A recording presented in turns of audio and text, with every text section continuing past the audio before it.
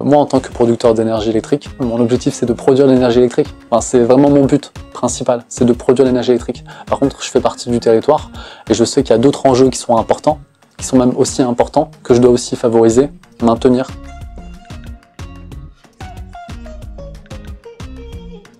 Alors le multi-usage c'est quoi? C'est tout d'abord une production hydraulique, ce qu'on appelle l'énergie renouvelable. C'est une fourniture en eau pour l'agriculture, donc pour l'irrigation. C'est favoriser l'activité économique du territoire au travers du respect d'une cote touristique. Garantir des lâchers d'eau pour favoriser le canyoning, le rafting en période estivale.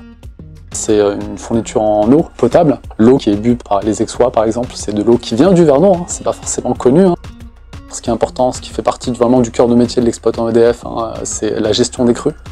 Et le dernier point, c'est favoriser la biodiversité avec notamment la délivrance d'un débit réservé en rivière pour la vie piscicole. La concession a attaqué en 1948 pour 75 ans. Dans le cahier des charges de la concession, ces enjeux-là, multiples, divers, n'étaient pas identifiés. En 1948, la concession, elle était là pour réguler les débits et produire de l'énergie. C'était ça l'objectif.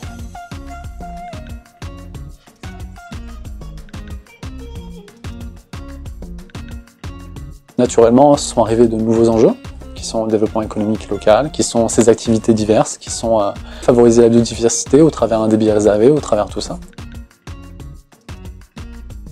EDF est un acteur primordial, majeur, parce que c'est lui qui exploite les barrages.